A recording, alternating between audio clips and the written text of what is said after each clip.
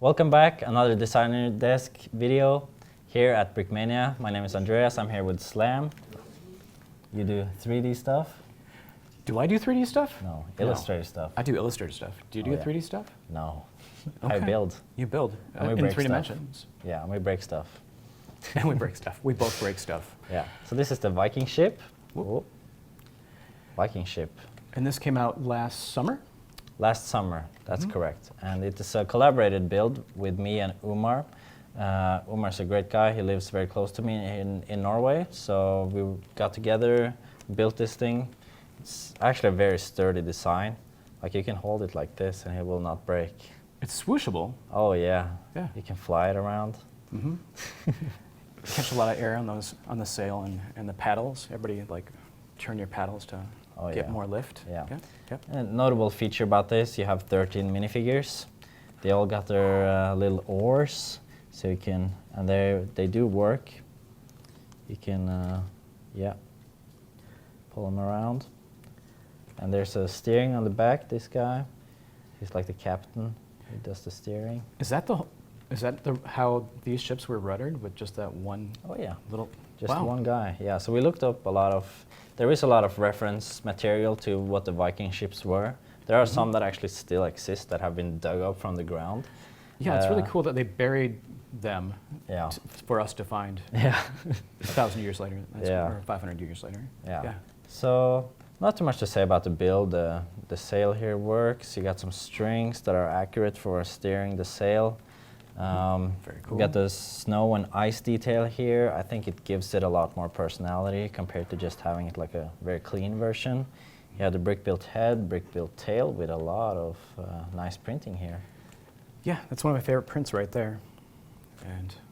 And fun fact about Slam is that when he was in high school, he did a lot of doodling in Viking knotwork. That was one of my favorite things to put in my notebooks and along the sides of my tests and stuff like that.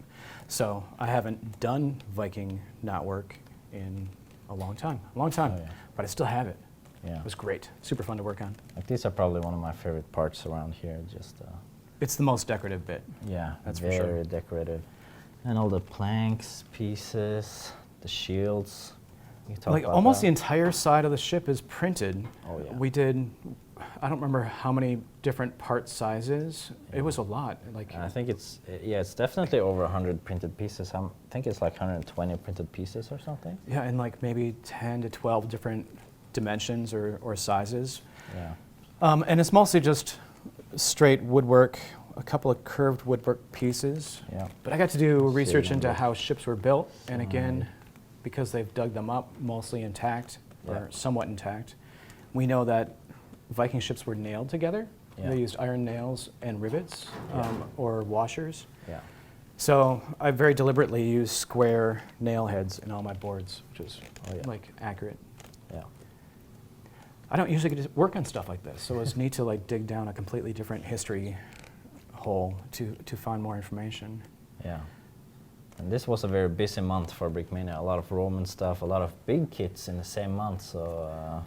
I was very busy that month. Yeah. Not only did I go to the Oshkosh Air Show, but I was doing all the printing for the Roman fort kits, which are just loaded with prints. And then this came along and like, oh, it has how many printed parts? A lot. So I really, I was busy that month. There's a couple other fun prints. It comes with water barrels, which... I can put out one. Oh, pull out that's these maybe guys. easier. Yeah, so it comes with water barrels with... I got to do some research on Viking runes. Yeah. So that's the rune for water, like chiseling the top of that barrel. I know you're hoping for a mead barrel, but these guys need fresh water. They're working hard out there. Yeah, you wouldn't drink the seawater. Other cool prints on this thing, of course, the shields. So I did, again, as quick a research as I could to figure out what period accurate, not too far-fetched shield art should look like on a Viking ship. And we kind of went back and forth on, as to how much variety there should be. Some people were saying just make them all the same, and I said no, I would make a good variety of them because I don't think these guys, it's not like they're a team, like we all have the same shield. Like they're gonna have different clans they have, or different families would have their own like family shield. So I picked some colors from different Nordic Scandinavian flags, so tried to be representative of, you know, the Danish and the Swedish and the Norwegians and all y'all. Yeah. And my favorite is, of course, the black and white raven, the bird, because that's a throwback to the Lego Knights Black Falcon Army shield. Yeah. That's my favorite too. That's, yeah. What about the sail? What's that? Well, yeah, so I worked, I also do all the fabric parts that Brickmania does. So the sail is, I tried to go big and colorful and kind of in line with the original Lego Viking Ship, which had that big dragon stencil on it. So I found some, I hope, accurate raven stencils that are represented in like historical metalwork. And so I'll blow those up and put them on the big red and white shield. Yeah.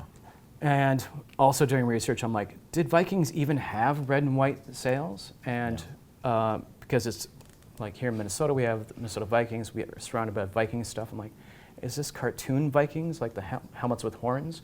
Or do they really have red and white sails? And there's a historical account written from when the Vikings sacked Paris that says, yes, big red and white sails. Yeah, that's what I found my reference, like the big, the stripy red and white, Mm-hmm. So not always, but it did happen, at least when you took over Paris, or you took over, but what did you do? Set fire to Paris, looted Paris? Raid, loot, all that sort of stuff. Okay, do you have any Viking poetry for us?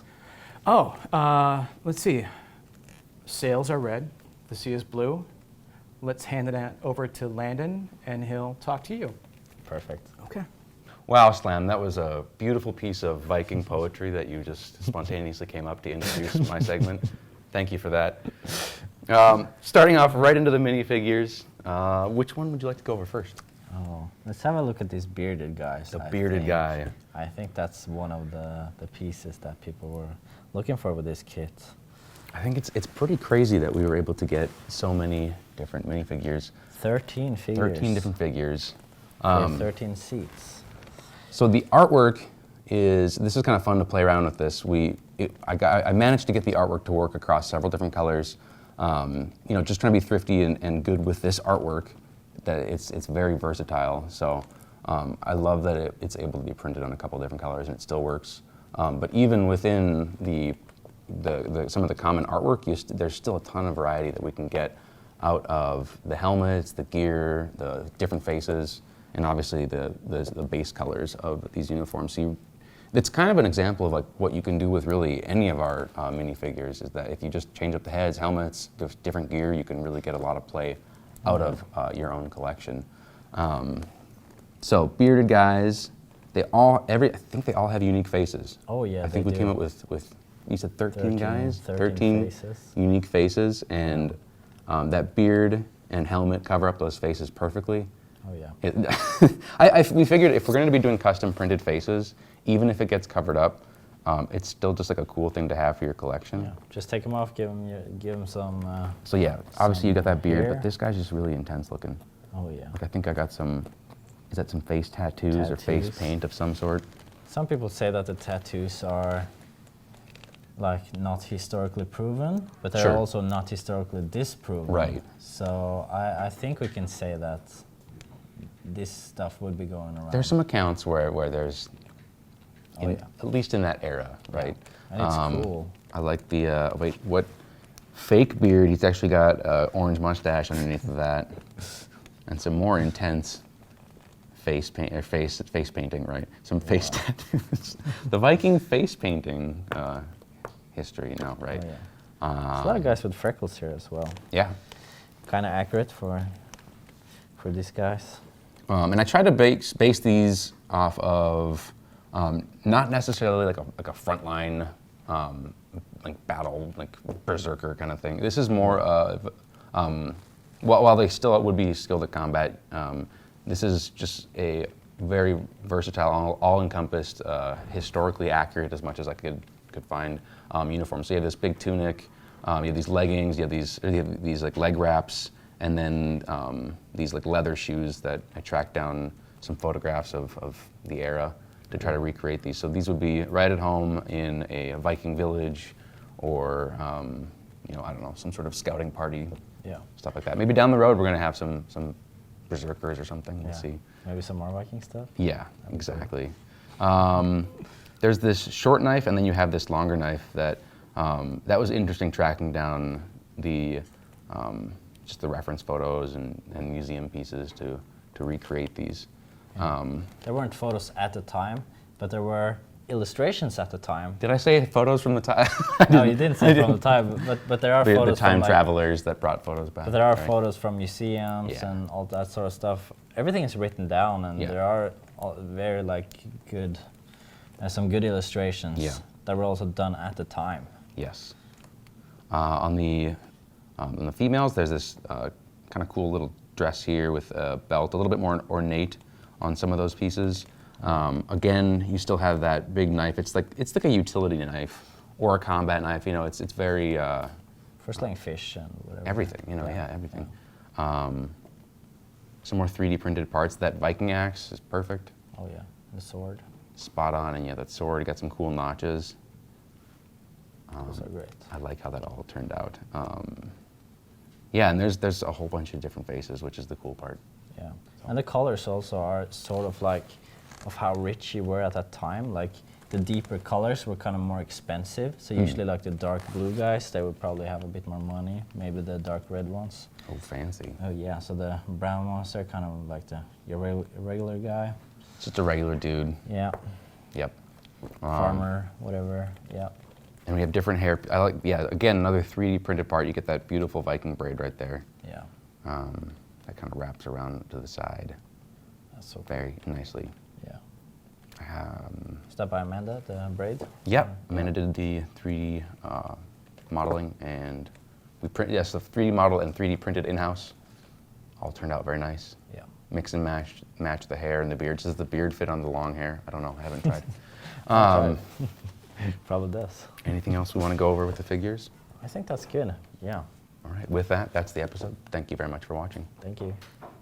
Like, comment, subscribe. Oh, like, comment, and subscribe. Yes. Ring that bell. Oh yeah. There you go.